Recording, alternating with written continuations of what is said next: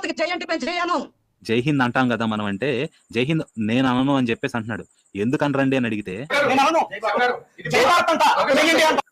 ఏనండి జాగ్రత్తగా, నేను అనను అంటే ఏమంటున్నాడు, కాదు జాగ్రత్తగానండి, జై భారత్ అంటాను, జై ఇండియా అంటాను, జై హింద్ అన్నాను అంటున్నాడు. జై హింద్ అన్నాను, ఇది జాగ్రత్త గుర్తుపెట్టుకోండి, జై భారత్ అంటాను అని అన్నాడు.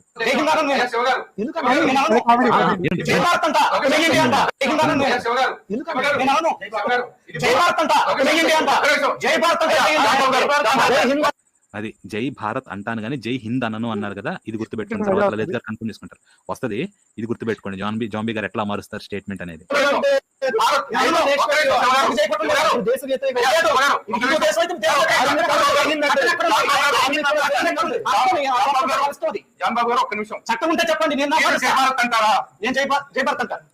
విన్నారు కదా, జై భారత్ అంటారా, అంటాను.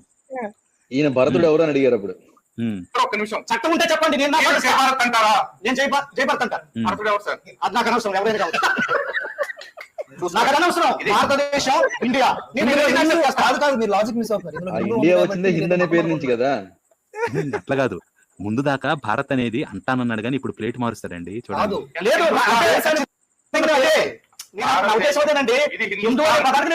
ఇది హిందుస్థాన్ కాబట్టి జై హింద్. ఈ దేశానికి మతం కాదు, ఎక్కడ చట్టం లేదు. గవర్నమెంట్ లో లౌకిక దేశం ఇంతేలా ఉంది. లౌకిక దేశం ఇప్పుడు ప్రపంచ దేశం ఏమంటే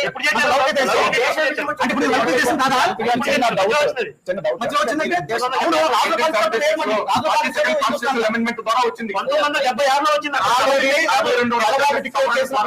వెళ్ళిపోయేటప్పుడు ఖచ్చితంగా లౌకిక దేశం కాదు.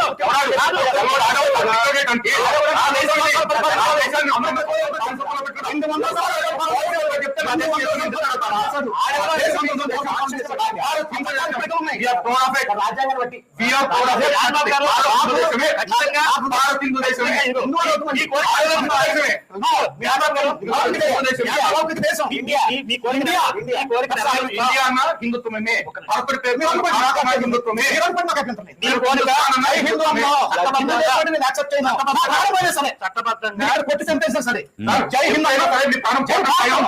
విన్నారా, కొట్టి చంపేసినా సరే నేను జై భారత్ అని అన్నాడు. జై హింద్ అనను, ఇప్పుడు జై భారత్ అని కూడా ఎందుకంటే భరతుడు ఎవరని అడిగారు ఇందాక అన్నాడు, ఇప్పుడు అనండి. నిజంగా అంటే ఏమీ తెలియదు.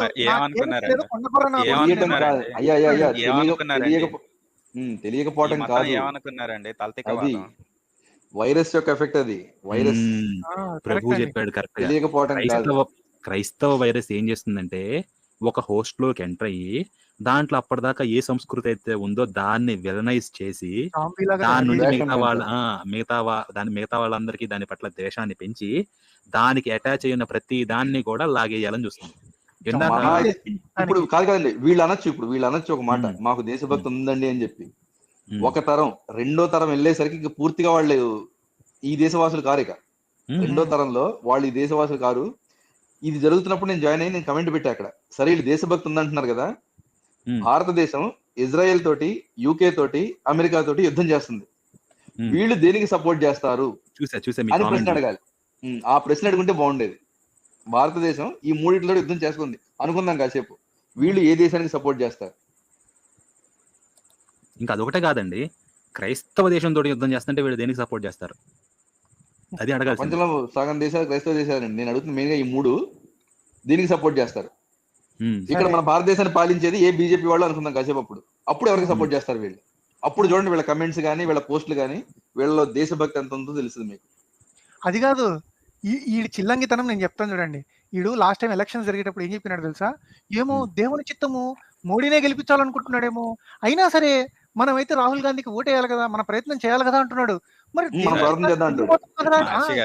ఎదురుపోతున్నావు మహర్షి గారు. చెప్పండి. నిన్నగాక మొన్న జగన్ ఓడిపోవటానికి తిరుపతి వెళ్ళటమే కారణం అని చెప్పి ఇప్పుడు వచ్చి డిక్లరేషన్ అడగకూడదు, తిరుపతి పంపించాలని టీవీ5 లో చెప్పాడు పెద్ద ఆయన. నేను అనేది ఏంటంటే, ఈ టీవీ5 మూర్తి గారు కానీ ఎవరైనా సరే వీళ్ళకి ఇలా హిస్టరీ తెలియదండి. ఈ వీడియోస్ ఫాలో అయ్యేవాడు కానీ డిబేట్ ప్యానెల్ లో కూర్చొని వాళ్ళకి హిస్టరీ తెలుసండి, వాళ్ళకి వీళ్ళ గురించి తెలీదు. తెలిసిన అంటే సెక్యులర్ గా ఉంటారు చాలా వరకు టీవీ ఛానల్స్ లో, అది ప్రాబ్లం. సో ఇంకొకటి అండి, ఇక్కడ మాట్లాడేది వీళ్ళు ఇక్కడ చేశాడు కదా, సో ముందు ఒకలా చెప్పేసి ఇప్పుడు కంప్లీట్ గా ప్లేట్ షిఫ్ట్ చేసేసాడు. అయితే లలిత్ గారు అంటారు అనమాట, మిమ్మల్ని అంటే ఈ తల్లి కడుపులో పెట్టుకుంది, యెహోవా రాడు అంటే అక్కర్లా. ఏ తల్లి లేదు. తల్లి ఎవరు? తెల్ల భూమి ఇది. భూమి తల్లి కాదు నేల అంటాడు. తల్లి కాదు. మీకు తల్లి, మాకు నేల మాత్రమే. తల్లి మీద ఎవరు కాదండి. మర్చుంటారా అది ఇది అని చెప్పేసి కాదండి, అంటాడు. అప్పుడు ఈడు మనకు సోదరుడు ఎట్ అవుతాడు? చూడండి ఇప్పుడే. కాదు నేను ఆగండి. కాదు, ఇప్పుడు తల్లి కాదు. మరి అలాంటప్పుడు యెహోవా ఆ పట్టణాలకి స్త్రీల పేర్లు ఎందుకు పెట్టాడు, పురుషుల పేర్లు పెట్టకుండా? స్త్రీలతో ఎందుకు పోల్చాడు బైబిల్లో? భార్యలు అన్నాడు కదా, మొగుళ్ళు అనలేదుగా. అంటే వీడికి ఎట్ట కావాలంటే అట్ట వాడుకుంటాడు, దాని ఏముంది. అంటే వీడి మొగతనం అంతే కదండి. ఇప్పుడు ప్రకటన గ్రంథంలో కూడా యెరూషలేము తల్లి అంటాడు. సో వీళ్ళు దాన్ని తల్లిగా భావిస్తారు తప్పించి ఇంక ఏ భూభాగాన్ని తల్లిగా భావించరు వీళ్ళు. పాయింట్ అది అక్కడ. యెరూషలేం తల్లి అయినప్పుడు ఏం భరతమాత తల్లి కాదా? కాదు వీళ్ళకి కాదు. వైరస్ ఎఫెక్ట్ అది.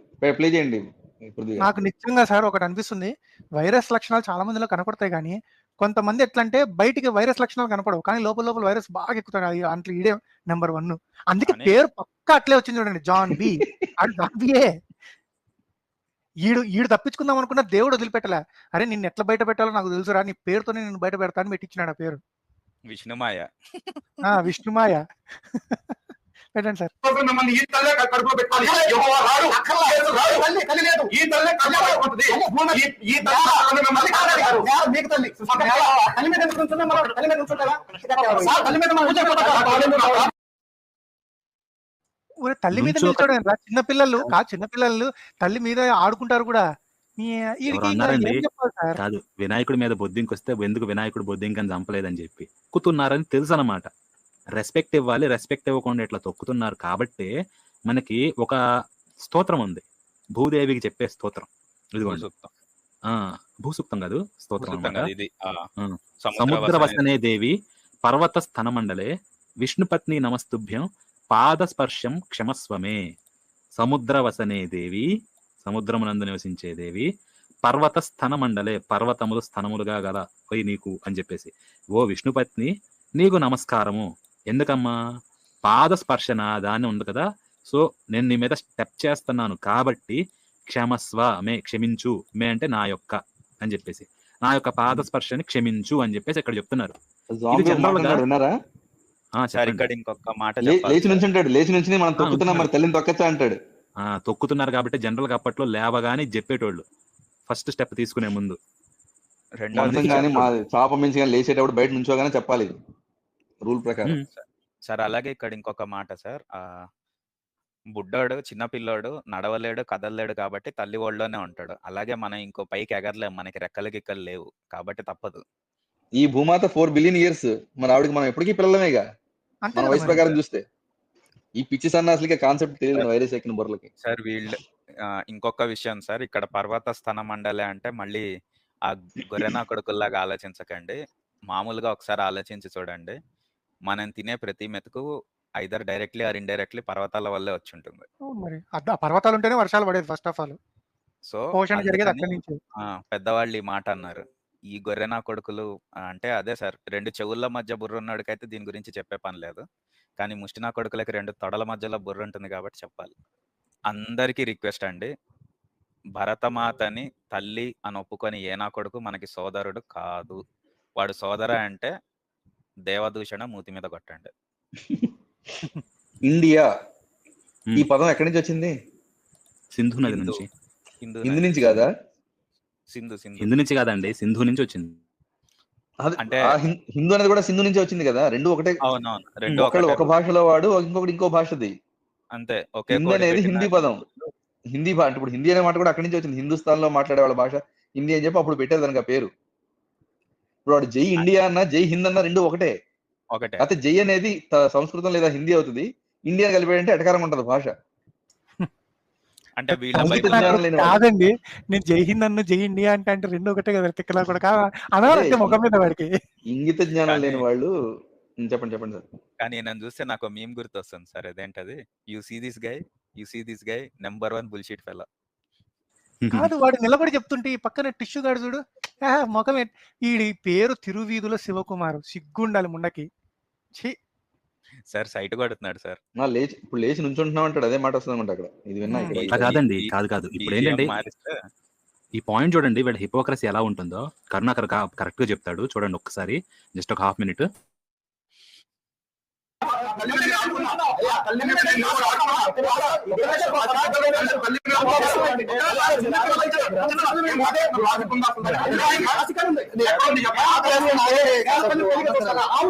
క్యాపిటల్ మార్కెట్ ఏం అర్థం కావట్లేదు, ఏం అర్థం కావట్లే, ఏమీ అర్థం కావట్లే. లేదు ఇక్కడ వీళ్ళందరిలో అందరూ సీరియస్ గా ఉంటుంటే ఇద్దరు మాత్రం నవ్వుతున్నారు. గమనించండి, ఎవరిద్దరు చెప్పుకోండి, చెప్పుకున్న వాళ్ళకి మాట్లాడు. పిల్లిగడ్డం గారు టిష్యూ గారు.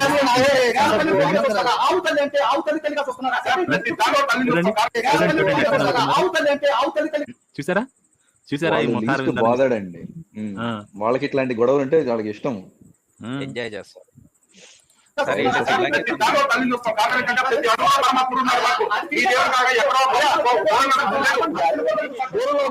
కాదు పృథ్వీ గారు, మహర్షి గారు, మీరు అర్థం కావట్లా.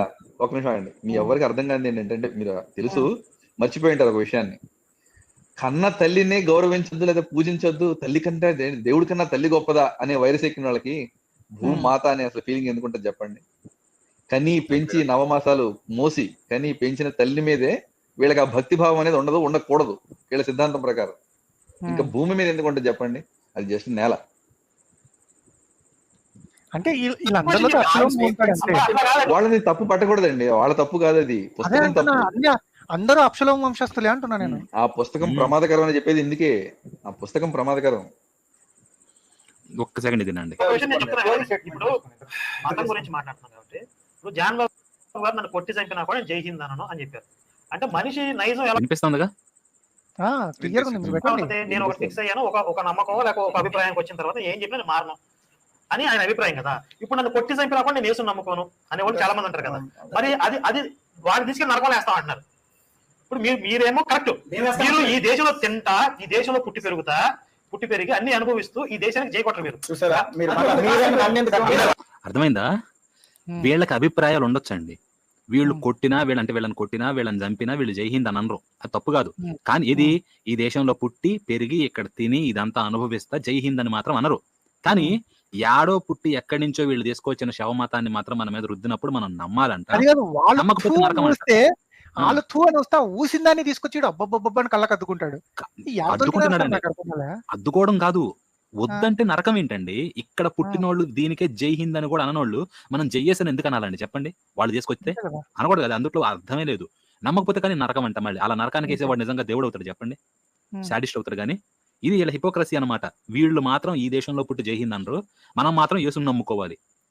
ఇంతకన్నా ఏదన్నా ఉంటుందా అండి? వన్ వే స్ట్రీట్ అంతా ఇంతకన్నా ఏదైనా దరిద్రంగా ఉంటుందా చిల్లంగితనం అనేది, హిపోక్రసీ అనేది? వీళ్ళు జై హింద్ కూడా అనగానే మనం యేసుని నమ్ముకోవాలా, యేసుని నమ్మాలా, యేసుని అంగీకరించాలా దేవుడుగా? నిజంగా ఇది చూసిన వాళ్ళు ఎవరో కూడా యేసుని పుట్టుకోరండి. ఒక్క సెకండ్ ఆలోచించండి. వీళ్ళది ఎంత భావదారిద్రం కాకపోతే, నీ దేశం కాదు, నీ మతం కాదు, ఎక్కడో ఎవరిదో పుట్టింది పట్టుకొని వాళ్ళకి ఇప్పుడు జై ఇండియా అంటారండి, జై హిందూ పోయింది, జై భారత్ పోయింది. చూడండి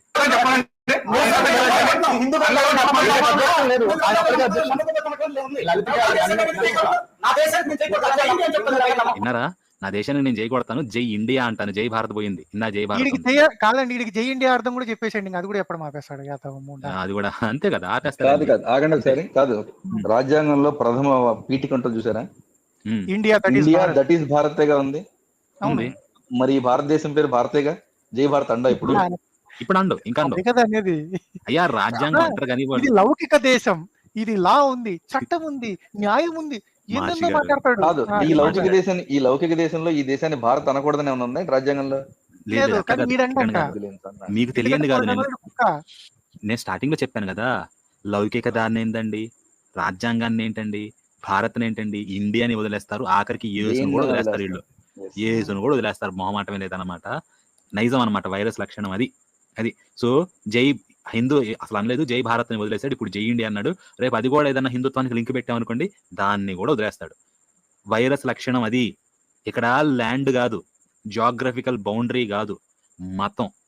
క్రైస్తవ మతానికి వ్యతిరేకంగా ఇక్కడ హిందుత్వం ఉంది కాబట్టి దానికి లింక్ అయ్యే దేన్ని కూడా మేము అంగీకరించాం.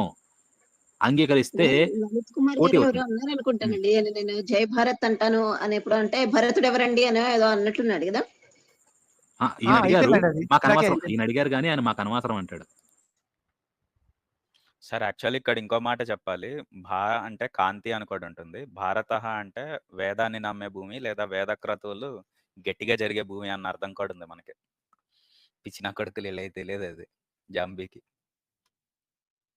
ఇంకా ఏంటంటే ఇక్కడ ఒక కన్‌ఫ్లిక్ట్ వచ్చినప్పుడండి, ఒకవేళ నిజంగా నమ్మకపోతే నరకం అని ఏడన్నా ఉంటే మా గ్రంథాల్లో వాటిని మేము తీసేస్తాము. మరి మీరు కూడా తీసేస్తారంటే, టీఎస్ కుమార్ అంటాడు అది వాళ్ళ ఇష్టం అని చెప్పేసి జాన్ బాబు తోటి మనకు అనవసరం అని. అర్థమవుతుందా? ఒకవేళ వాళ్ళు ఖండించే విషయం, చెడు అన్న విషయం మన గ్రంథాల్లో ఉంటే మనం తీసేస్తాం అన్నాం. కానీ వాళ్ళ గ్రంథాల్లో చెడు అన్న విషయం ఉన్నా వాళ్ళు తీరు. ఆర్గ్యుమెంట్ కోసం ఊరక వాదిస్తారు గానీ, అదే చెడు వాళ్ళ గ్రంథాల్లో, మన గ్రంథాల్లో కూడా ఉంటే మనం తీసేయడానికి రెడీ. కానీ వాళ్ళు దానికి రెడీ కాదు. దాని అర్థం ఏంటి? ఉపయోగం లేదు వీళ్ళతోటి పెట్టుకున్న ఒక డిబేట్. అర్థమవుతుంది కదా? ప్రాణం పోయినా మేము ఏది మార్పు అనేది చెందాం. గాన్. మన దాంట్లో ఒకవేళ ప్రూవ్ అయితే తీసేద్దాం అని చెప్పేసి మనం అంటున్నాం. వాళ్ళు తీయడానికి కూడా రెడీ లేరు అనమాట. తర్వాత ఈ వీకే చెప్తాడండి భారతదేశం చాలా గొప్పది అని. ఇది కూడా దరిద్రాల్లో ఒకటనమాట. నా భారతదేశము చాలా గొప్పది అని నేను నమ్ముతాను. ఎందుకనంటే సో భారతదేశం గొప్పదండి. కానీ ఎందుకు ఇందాక ధర్మ గారు మీరు వీడియో పెట్టారు కదా, ఉన్నారా? ఇంకా వీడియో ఉందా? ఉంది కదా? పెట్టేదా? ఇప్పుడు కాదు. అంటే వీడిది స్క్రీన్ షేర్ పెట్టండి. వీడిది ప్లే చేసిన తర్వాత తీసుకుందాం. చూడండి పాస్టర్ల చెల్లంగితనం ఎలా ఉంటుంది, ఎంత అంటే ఫోక్ టంగ్ అంటారు కదా, 2 నాలుకల ధోరణి, టోపాస్ బ్లేడ్ అనేది ఎలా దిగుతుంది అనేది చూడండి. ఇప్పుడు మీకు లైవ్ డెమాన్స్ట్రేషన్ అనమాట ఇది. చూడండి. సృష్టికర్తల కోసము ఫస్ట్ ఆఫ్ ఆల్ ప్రపంచంలో ఎవరికైనా అర్థమైతే భారతదేశానికి అర్థమవుతుంది. ఎందుకనంటే వేదములు గాని ఈ యొక్క గ్రంథాలలో నిక్షిప్తముగా సత్యదేవుడు ఒకే ఒకడు ఉన్నాడు అనే విషయం గాని, ఆయన వస్తాడు యజ్ఞం అవుతాడు అన్న విషయం గాని నా భారతీయులకు బాగా తెలుసు, ప్రకటించబడింది అనే విషయం. అసలు సో దీని మీద మాట్లాడదామా ఎప్పుడైనా? నా భారతీయులకు తెలుసు ఏది వస్తాడు, దేవుడు యజ్ఞం అవుతాడు అని చెప్పి. భువనసేనాభి అడి బొందండి, ఏడుందండి. ఓకే, వేదాల్లో ఉంది, నా భారతీయులకు తెలుసు, భారతదేశం గొప్పదన్నాడు కదా. ఇక్కడ ఈ లైవ్ లో ధర్మ గారు పెట్టారా? ఇది చూడండి, వాడి చెల్లంగా తను ఎందా చూపించిన వీడియోని మళ్ళీ ప్లే చేస్తా. ప్లే చేయండి సార్. పౌలు గారు ప్లే చేయండి. జూయిష్ కోసం మాట్లాడారు, జూయిష్ దేవత కోసం మాట్లాడారు, కానీ అనుకూలమైన విషయాలను మాత్రం ఎత్తుకుని సువార్త చెప్పాడు. అలాగే మేము కూడా వేదాలలో చాలా చెప్తుంది, చాలా విషయాలు ఉన్నాయి. ఆ బ్రదర్కి తెలిసినవి మాకు కూడా తెలుసు, మేము వేదాలు చదువుతున్నాం. సో వేదాల్లో ఏ విషయాలు ఉన్నాయి అవన్నీ మాకు కూడా కనబడుతున్నాయి. కానీ ఈ విషయాలలో వేదాల్లో సమాంతరమైన విషయాలను ఎత్తుకుని సువార్త ప్రకటిస్తున్నాము. ఎందుకు అంటే వాళ్ళకు సువార్త ఫిక్స్ అవ్వాలి, వారు సువార్త వైపు తిరగాలి అనేది మా యొక్క ముఖ్యమైన ఉద్దేశము. ఇది పౌలు వాడాడు, ఇది మేము కల్పించిన సిద్ధాంతం, మేము అవలంబిస్తున్న పద్ధతి కాదు. ఇది అది పౌలు యొక్క బోధ, పౌలు యొక్క విధానం. అలాగే మేము కూడా వేదాల్లో ఉన్న స్త్రీ గాని, యముడు గాని, లేకపోతే ఇంకా చాలా చాలా చాలా విషయాలు చెప్పారు, అవే మేము అంగీకరించడం లేదు. అందులో సువార్తకు అనుకూలమైన విషయాలు మాత్రమే మేము వాడుతున్నాము, సువార్త ప్రకటిస్తూ ఉన్నాము. చాలా క్లియర్ గా చెప్తున్నాను, చాలా క్లారిటీ ఇస్తూ ఉన్నాను. వేదాలలో బైబిల్ కి సంబంధించిన సత్యానికి సమాంతరంగా కొన్ని విషయాలు ఉన్నాయి, వాటిని ఎత్తుకొని యేసును ప్రెజెంట్ చేస్తున్నాం. ఎందుకనంటే వేదాలను నమ్మేవారు మన చుట్టూ ఉన్నారు, వారికి సువార్త అర్థం అవ్వడం కోసం. గమనించండి. కానీ బైబిల్ కి సంబంధించిన కొన్ని పాయింట్స్ వేదాల్లో ఉన్నాయి, వాటిని వాడుకొని సువార్త చెప్పుట వలన అవతల వారికి మతాన్ని గౌరవించిన వాళ్ళం అవుతాము. వారికి మనకు మధ్యలో వారు మనకు బైబిల్ కి దగ్గర అవుతారు, సువార్తకు దగ్గర అవుతారు. ఈ రీతిగా చెప్తే వారు సువార్త వైపు వారికి మనసును తిప్పుకుంటారు. వేదాల్లో ఏవేవో ఉండొచ్చు, అది వారి విషయం, అది వారి సబ్జెక్ట్. కానీ నాకు వారిని క్రిటిసైజ్ చేయడం అనేది నా యొక్క పద్ధతి కాదు, నాకు మ్యాటరే కాదు. కాబట్టి వాటిని ఎత్తుకున్నాను. మనం మొట్టమొదటిగా సిలువ వేయబడిన యేసును చూపించాలి, అది మన మెయిన్ ఎజెండా, అది పౌలు ఎజెండా. ఇంతకన్నా 2 నాలుకల సర్పం ఉంటుందా? ముందు చెప్పాడు చెత్త అని చెప్పి, తర్వాత పబ్బం గడుపుకోవడానికి జనాల్ని మోసం చేసి వీళ్ళ సువార్త వైపు తిప్పడానికి ఎన్నన్నా బొంకుతారండి. వ్యాపారం కోసం ఏదైనా తింటాం, ఏదైనా చేస్తాం. మళ్ళీ ఇది ఇంతకన్నా వేరే ప్రూఫ్ అవసరం లేదండి.